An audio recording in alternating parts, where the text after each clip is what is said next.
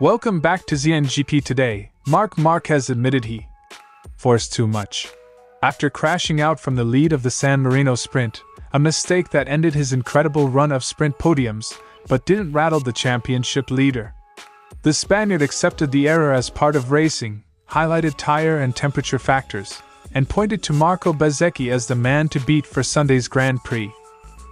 Francesco Bagnaia admitted he has no answer after a baffling drop to 13th in the San Marino Sprint, a sharp reversal following a promising Friday at Misano.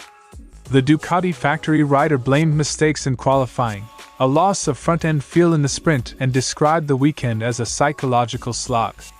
"I'm living a nightmare," he said, desperate for clarity from his team. Fabio Quartararo's promising weekend at Misano took a painful turn in the sprint when the Frenchman slid off at turn 2 after reporting an alarming rear tire vibration.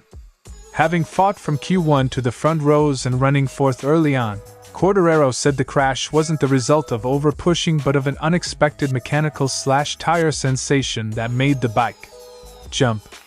He walked away intent on salvaging Sunday, and convinced a top 5 is still possible if the tire behaves. Marco Bezzecchi lit up Misano with a home sprint victory after Marc Márquez crashed from the lead, giving the Italian crowd something to celebrate, and ending Ducati's run of Saturday dominance. Bezzechi led a composed, error-free performance, holding off Alex Marquez to claim his first sprint win since Assen 2023 and become the first non-Marquez Saturday winner of 2025. Don't forget to click subscribe button and the bell icon for MotoGP news update.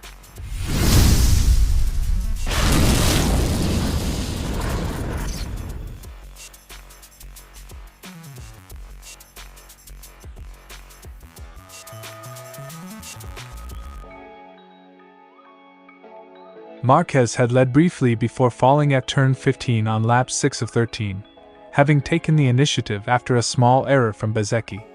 He admitted the sequence was a classic Misano misstep, pushing on a hot tire window and running slightly wide into a corner that punishes overcommitment. "I forced too much. I went a bit wide on that turn 15, and a typical crash of Misano."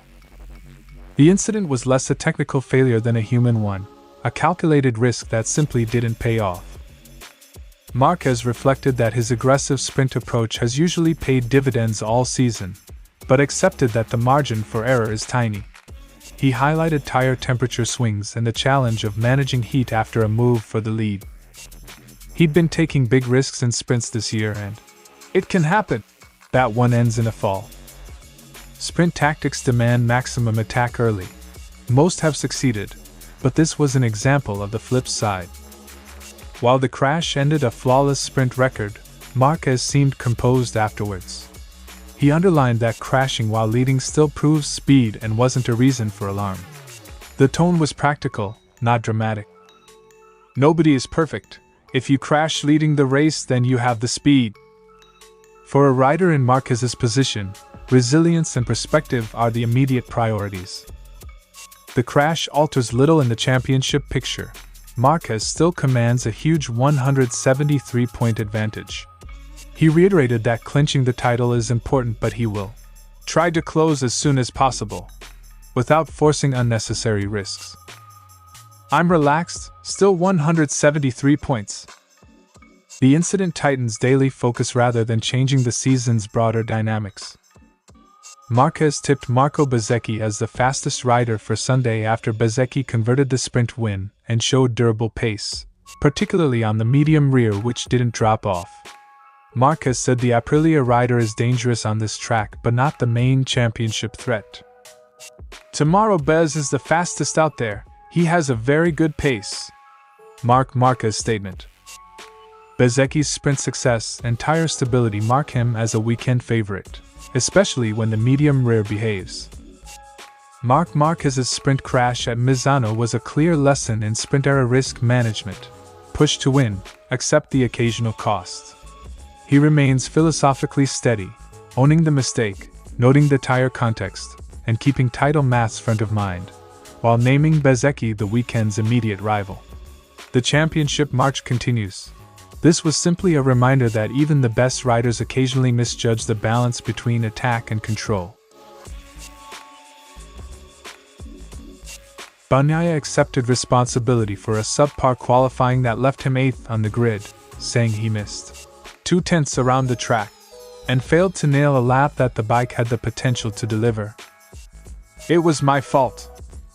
I didn't do a fantastic lap." A single poor lap can convert a promising weekend into a fight through the pack, and that's exactly what followed. What made the session particularly bewildering for Bagnaia was the sudden loss of braking and turn-in feel after a strong Friday. He reported the front was going everywhere, struggling from early corners and undoing the race he had expected to contest. "I was struggling from the third corner, braking, entry, stopping, everything." Mechanical consistency from Friday to Saturday is often the difference between confidence and chaos. Bagnaia confronted the latter on Saturday. The Italian was candid about lacking a clear technical explanation. "I would like to have the answer. But you can believe me, I haven't got any answer." He wants to return to the garage to dissect data with engineers rather than speculate publicly. That openness signals a rider searching for concrete feedback rather than offering excuses, a constructive stance amid frustration. Beyond setup, Bagnaia described the situation's emotional toll, saying he wants to raise my head up just to see some light. He emphasized continued faith in his preparation and the team even while admitting the current run is wearing. "My effort is huge, but my head is strong. I will not lose my faith." Recovering form will require both technical solutions and psychological resilience. Bagnaia is signaling he's prepared for both. Despite the sprint debacle, Bagnaia says he will avoid knee-jerk setup changes for the Grand Prix and hopes for a straightforward Sunday. The target is pragmatism: stabilize the bike, gather usable laps and try to enjoy a clean race. "Tomorrow we will not change anything. I would like just to enjoy." A measured approach may help restore confidence, but only results will tell if the cure is technical, mental, or both. Bagnaia's weekend at Misano swung from encouraging to alarming in 24 hours. His tone combined frustration, accountability, and quiet determination. He wants answers, insists on team support, and remains convinced results will return. For Ducati and Pecco, the immediate task is precise diagnosis and a repeatable setup. Only then can the nightmare be turned back into a championship-caliber run. Quartararo described a sudden and severe vibration on the left side of the rear tire that escalated into a jumping sensation as he arrived at turn 2. He lost rear traction first, then the front, and elected to stop rather than risk further danger. "We experienced a strange feeling on the rear. Arriving into turn 2, the bike was jumping. So I lost the rear and then the front." That sequence, violent vibration to loss of grip, is exactly what riders fear. It robs them of any chance to react safely. With Marc Márquez crashing 2 laps later from the lead, questions emerged about general grip. Quartararo was clear. The circuit felt Oklahoma overall, and the problem seemed specific to his rear tire behavior rather than a universally slippery surface. "No, it was quite okay. Nothing really strange apart from the issue we had with the rear tire." Isolated tire anomalies can be maddeningly hard to diagnose. They can stem from construction, run-in, temperatures, or an interaction with bike setup. Quartararo underlined he did not crash from overaggression. The incident was driven by mechanical unpredictability. He tried to continue but judged the machine unsafe and pulled off, a rider-first decision that prioritized survival over the glory of staying in the fight. "I didn't crash because I was over-pushing. I wanted to continue, but it was clearly impossible, so I decided to stop." That measured reaction preserves both rider and championship prospects. Prudence in the sprint can prevent a destructive zero in the GP. Despite the sprint DNF, Quartararo remained reasonably optimistic about the Grand Prix. He believes race pace with the medium tire looks competitive and a top 5 is achievable, with the crucial caveat that tire behavior after the Moto2 race must remain normal. "I think it's a realistic target. Hopefully the tire will work normally, and with the medium I feel pretty good on the pace." If Yamaha can isolate the rear tire issue and the medium rear holds true to form, Quartararo can still extract a valuable Sunday result. The immediate team task is forensic. Review telemetry, inspect the rubber for anomalies, cross-check pressures, and compare runs with other Yamahas and nearby riders. The cause could be tire build, temperature spike, a run over debris, or a subtle setup interaction, and pinpointing it will determine whether the problem is one-off or systemic.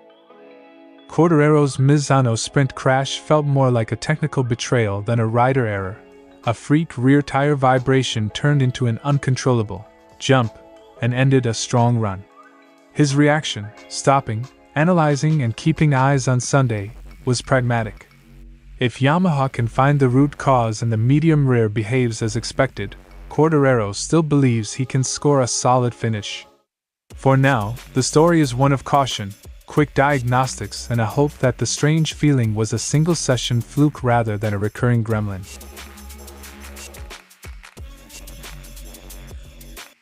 Marc Márquez made an unorthodox pass at turn 6 to take the lead from Bezzechi on lap 6, looking every bit likely to extend his sprint streak.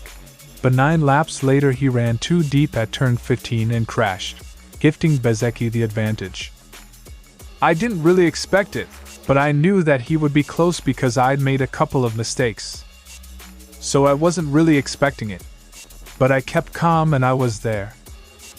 Marquez's bold pass briefly flipped the script, but Bezzechi's composure after being passed proved decisive when Marquez overpushed. Rather than panic after the pass, Bezzechi stuck to his plan, kept his lines, and capitalized when the leader erred. His controlled reactions under pressure exemplified mature racecraft at a home round. He focused on the job, stayed calm, and didn't let the moment rattle him. Home advantage often brings nerves. Bezzechi turned that energy into a focused ride. The win marks a major boost for Aprilia and Bezzechi personally, the first non-Ducati sprint winner since last May, and proof that Aprilia can fight at the sharp end on a variety of tracks. Bezzechi now sits closer in the championship picture, moving to within 28 points of Bagnaia and up to third. The result underscores Aprilia's continuing development and Bezzechi's ability to seize opportunities when rivals falter. Bezzechi said he worked well on the soft rear and floated the possibility of running the soft again in the GP, but stressed he'd analyze data from the sprint before deciding. Track conditions and tire behavior will dictate whether to stick with softs or move to the medium. It's possible with both tires. I worked very well with the soft, to be honest. But seeing how the sprint was, I want to analyze everything. Tire choice could be crucial on Sunday. Bezzechi's confidence on the soft gives Aprilia options. Jorge Martin finished 8th, and the teammates appeared to be collaborating well.